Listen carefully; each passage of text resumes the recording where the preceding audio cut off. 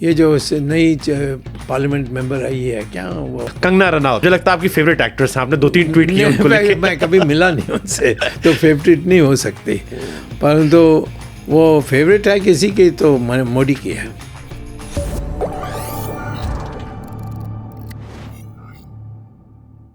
कंगना रनावत, कंगना मुझे लगता है आपकी फेवरेट एक्ट्रेस हैं, आपने 2-3 ट्वीट किए उनको लेके। मैं कभी मिला नहीं उनसे तो फेवरेट नहीं हो सकती, परंतु वो फेवरेट है किसी की तो मोदी की है।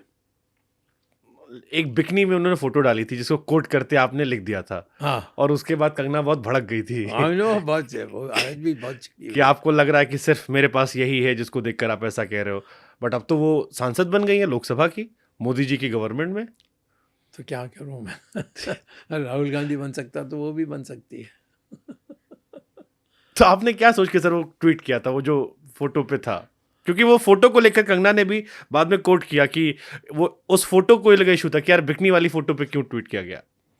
नहीं तो ऐसे ही वो फ़ोन करके अब वो उस समय वो मोदी के साथ बहुत मिलती थी, तो हमने सोचा कि भाई अपने पार्टी के को बचाने के लिए कुछ करना चाहिए, तो मैंने इसलिए किया। तो लोग कहते थे कि वो नहीं वो निजी मामला है, ये स्वामी ने जो किया वो सही है, ये हमारी बात है, हमें कोई सिनेमा स्टार्स से आपने उनके रामलीला में जाने को लेकर भी क्वेश्चन कर दिया था। हाँ नेचुरली है क्या रामचंद्र जी के सामने ही।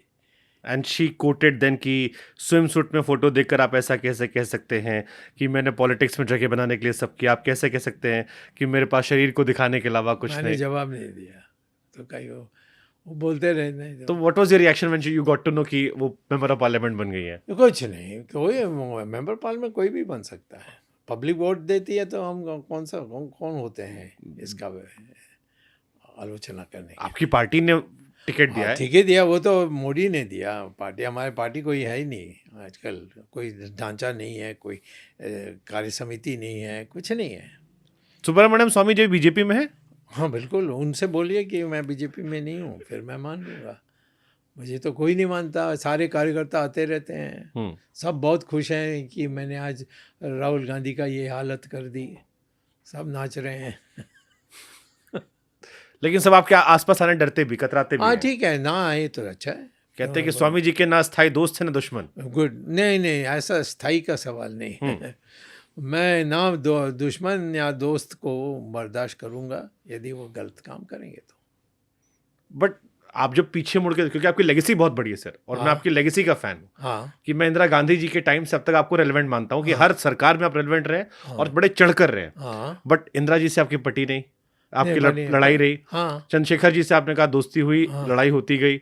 उसके बाद अंत में तो दोस्ती है। वीपी सिंह साहब से आपकी लड़ाई रही। हाँ राजीव गांधी से राजीव गांधी दोस्ती थी, बट वो नरसिम्हा राव के साथ भी थी। नरसिम्हा राव के साथ तो अपोजिशन से आपको ले आए थे। हाँ तो वो थोड़ा होशियार थे। वो ठीक है। अटल जी से आपकी बनी नहीं, अब मोदी जी से भी आपकी बन नहीं रही। नहीं मोदी से नहीं बनेगी कभी।